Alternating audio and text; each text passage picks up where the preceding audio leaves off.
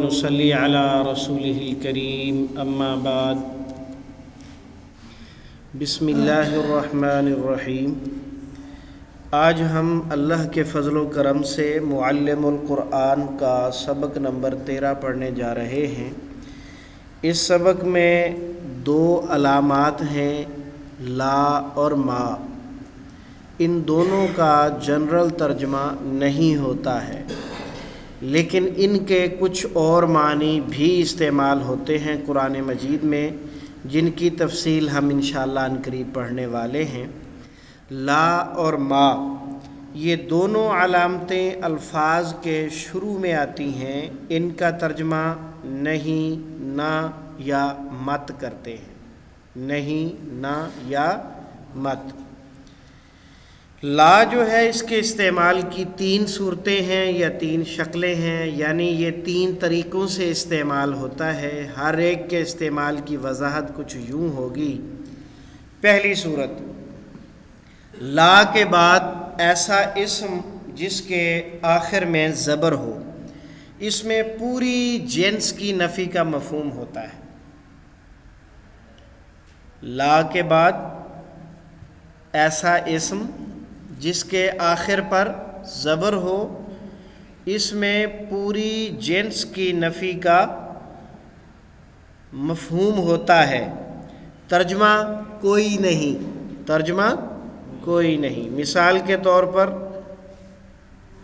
کلمہ طیبہ کے اندر شروع میں ہی 2 لفظ ہیں، لا الہ، تو لا کے بعد اسم ہے الہن تھا، یہ الہن تنوین تھی اس پر، لا الہ، تو یہ زبر جو ہے لا کی وجہ سے آئی ہے، اور اس وجہ سے آئی ہے کہ اس میں پوری جنس کی نفی ہے۔ کیا مطلب؟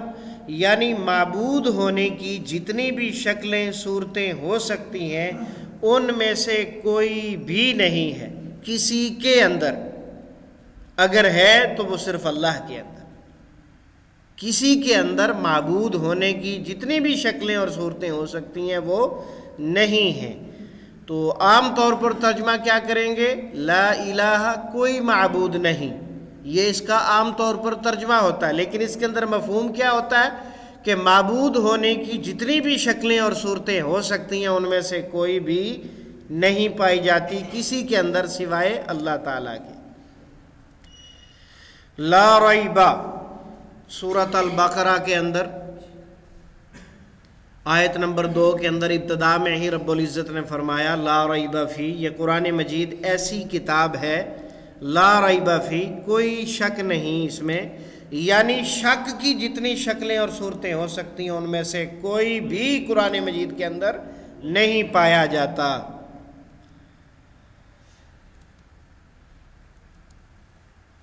لا اکراہ فی الدین، دین میں کوئی زبردستی نہیں، کسی قسم کی کوئی زبردستی دین میں نہیں ہے۔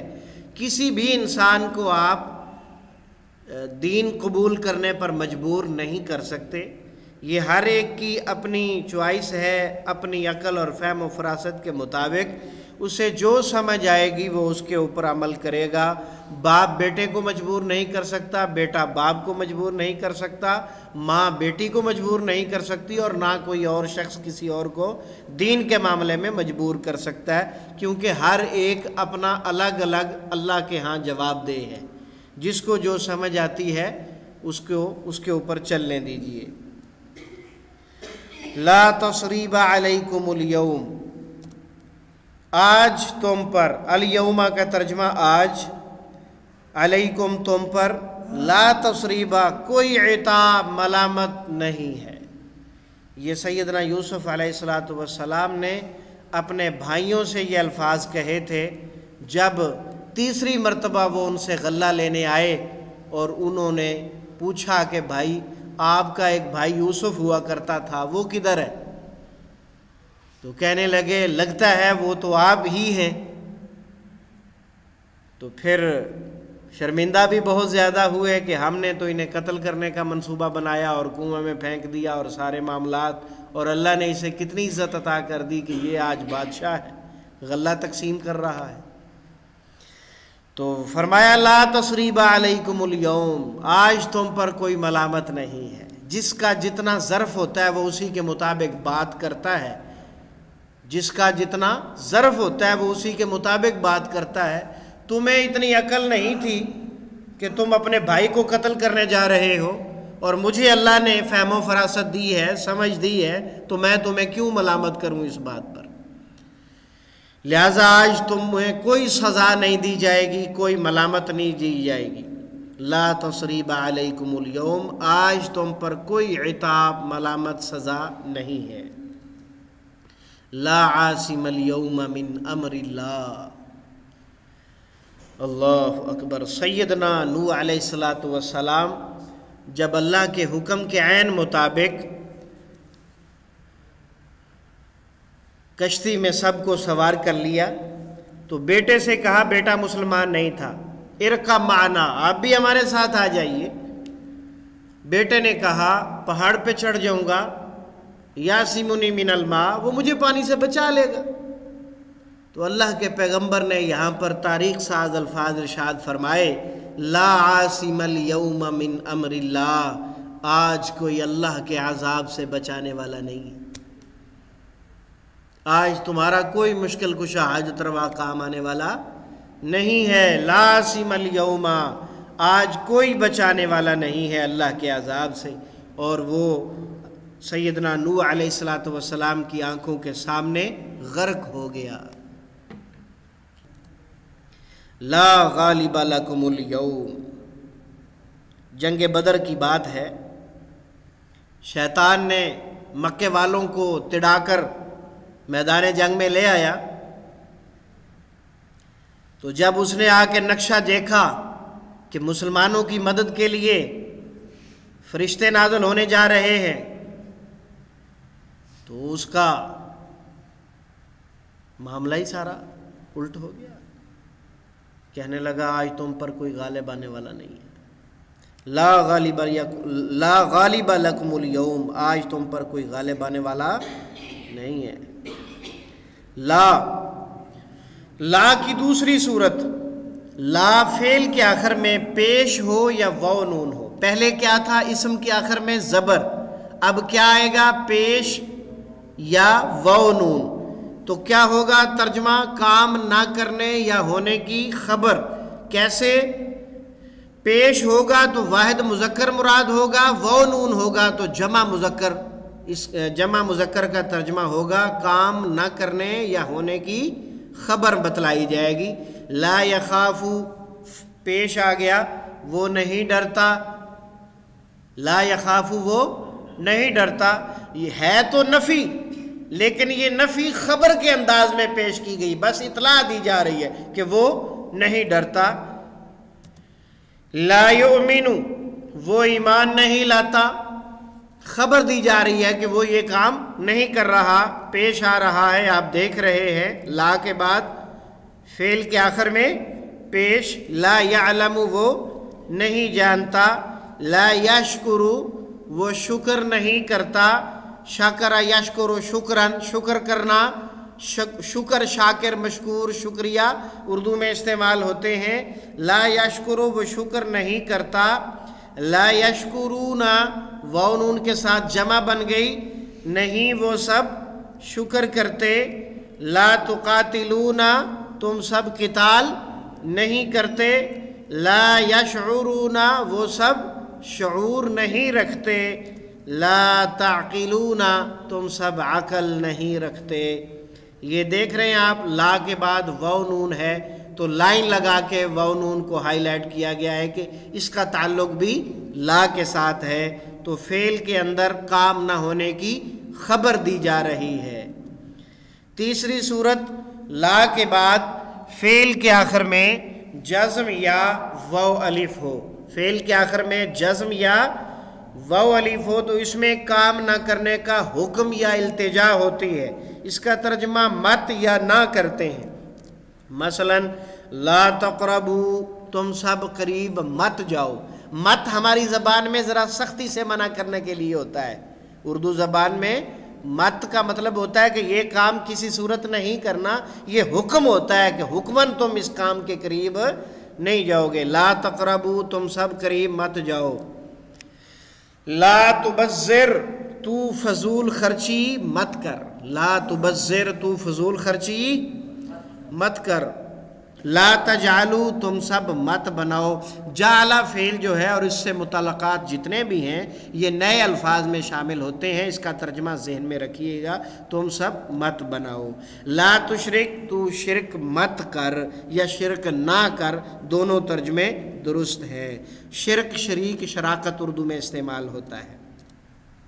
لا تعتذروا تم سب عذر مت پیش کرو، عذر اردو میں ڈائریکٹ استعمال ہوتا ہے۔ لا تقدموا تم سب مت آگے بڑھو، بین یدی اللہ و رسولہ اللہ اور اس کے رسول کے حکم سے۔ یہ اللہ رب العزت نے سورۃ الحجرات کی ابتدائی آیات میں ایمان والوں کو مخاطب کر کے فرمایا تھا، لا تقدموا تم سب مت بڑھو بین یدی اللہ و رسولہ اللہ اور اس کے رسول کے حکم کے آگے۔ لا تقدموا مت آگے بڑھو۔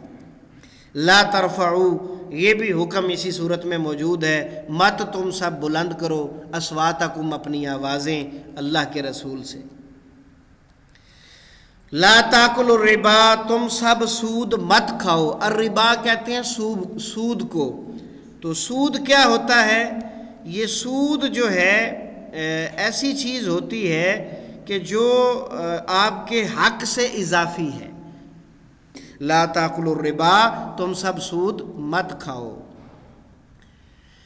اس کے بعد دوسری علامت ہے جی، اس علامت کے مختلف معنی اور مفہوم ہوتے ہیں، ہر ایک کی وضاحت درج ذیل ہے۔ ما کا پہلا معنی نہیں، نہ یا مت ہوتا ہے، اور یہ اس کا عام معنی ہوتا ہے۔ قرآن مجید سورۃ الضحیٰ، ما ودعک ربک وما قلی نہیں چھوڑا تجھے تیرے رب نے اور نہ وہ ناراض ہوا۔ یہ لوگوں نے مشہور کر دیا تھا نبی علیہ السلام کے متعلق، وہی بند ہو گئی تھی۔ یہودیوں نے یہ کہا کہ آپ کا رب آپ سے ناراض ہو گیا ہے، تو رب العزت نے پہلے قسمیں کھائیں، والضحیٰ واللیل اذا سجا ما ودعک ربک وما قلی، تو قسمیں کھانے کے بعد ارشاد فرمایا آپ کے رب نے آپ کو نہیں چھوڑا اور نہ وہ ناراض ہوا ہے۔ یہ نبی علیہ الصلوۃ والسلام کی شان میں یہ آیات ہیں۔ ما لہ من دافع نہیں ہے اسے کوئی روکنے والا، ما کا معنی نہیں۔ وما انا علیکم بحفیظ اور نہیں ہوں میں تم پر کوئی نگران۔ یہ نبی علیہ السلام نے یہ الفاظ کہے لوگوں سے کہ میں تو تمہیں بتانے آیا ہوں، تمہیں اعلان کر کے سنانے آیا ہوں، تبلیغ کر کے پہنچانے آیا ہوں۔ ما انا علیکم بحفیظ میں تم پر نگران نہیں ہوں، دروغہ نہیں ہوں۔ وما کفر سلیمان لوگ کہتے ہیں سیدنا سلیمان علیہ السلام نے جادو کے زور پر حکومت کی ہے، تو اللہ رب العزت کہتے ہیں وما کفر سلیمان سیدنا سلیمان علیہ السلام نے کفر نہیں کیا، جادوگروں نے کفر کیا ہے۔ وما یشعرون اور وہ سب شعور نہیں رکھتے۔ دوسرا معنی ما کا ہوتا ہے جو، اور یہ جو جب ما کا ترجمہ ہوتا ہے اس وقت یہ اردو میں بھی استعمال ہو رہا ہوتا ہے۔ ہم کہتے ہیں ماحول، ماجرا، ما فوق الفطرت، ما ورائے عدالت، اظہار ما فی الضمیر، تو ما کا معنی جو جب بھی ہوگا یہ اردو میں استعمال ہوتا ہے۔ وما انزل من قبلی کا مومن ہوتے ہی وہ ہیں جو ایمان لاتے ہیں قرآن پر اور جو آپ سے پہلے نازل کیا گیا، تورات، انجیل، زبور وغیرہ۔ ما کا معنی جو۔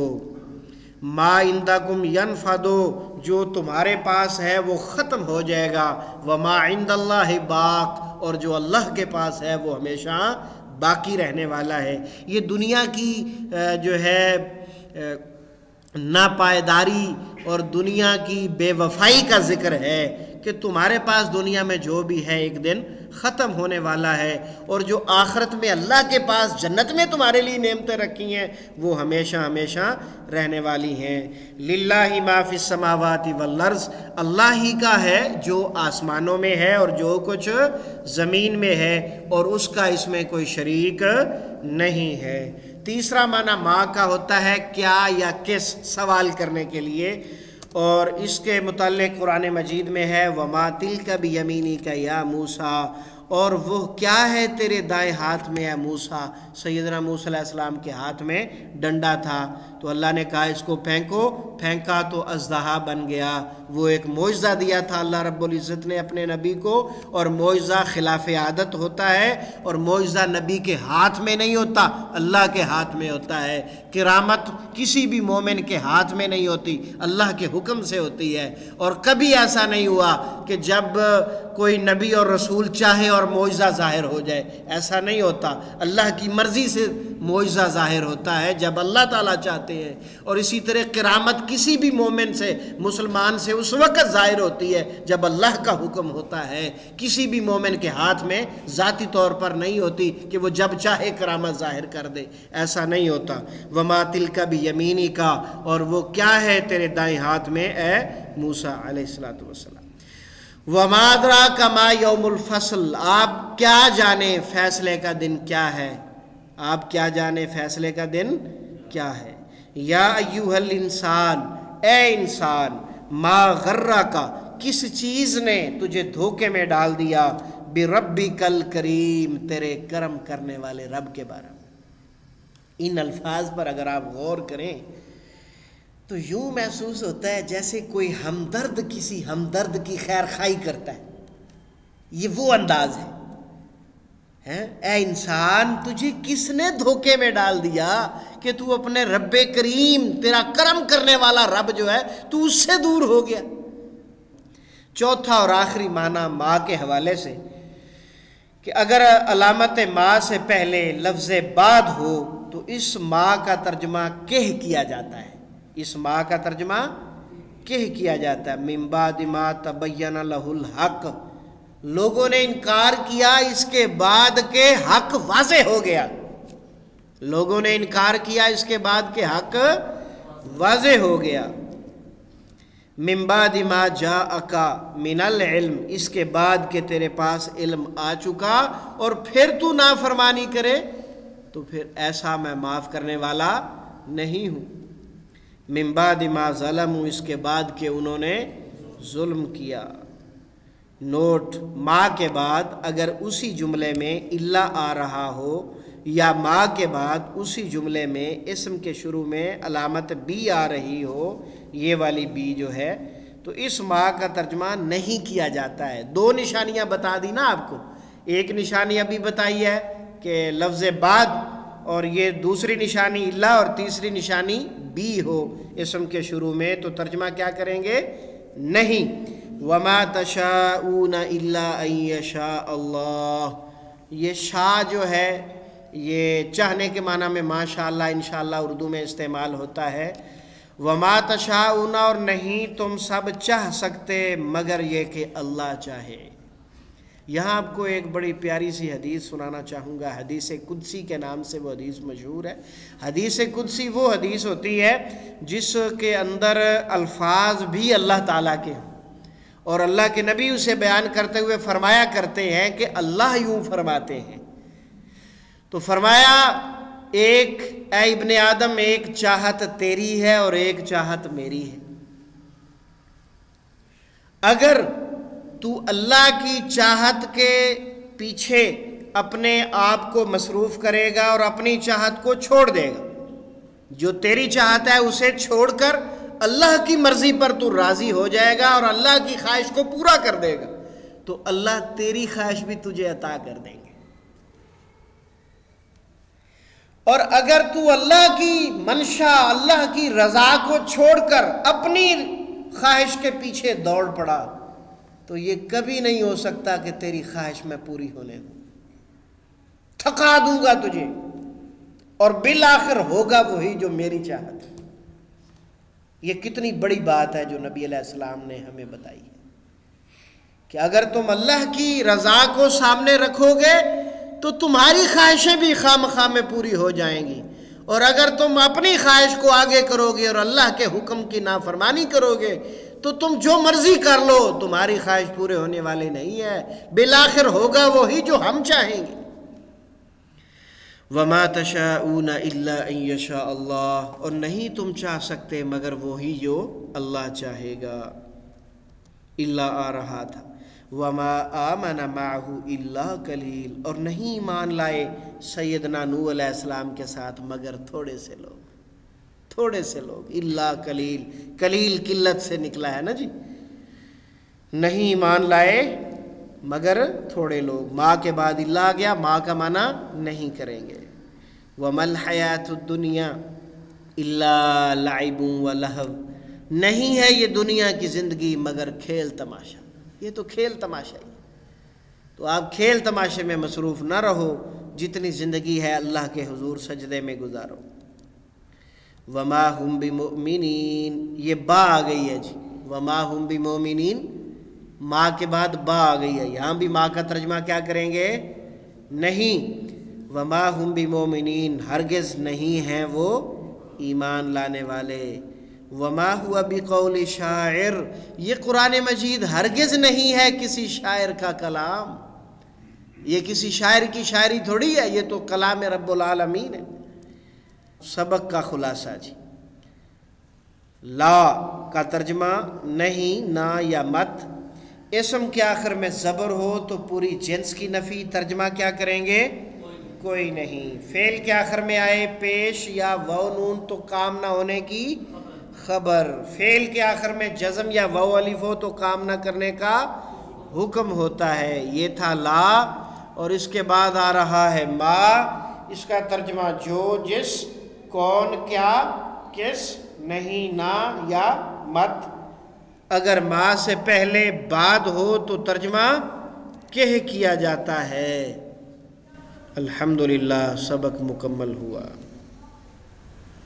سبحانک اللہم و بحمدک، اشہد ان لا الہ الا انت، استغفرک و اتوب الیک۔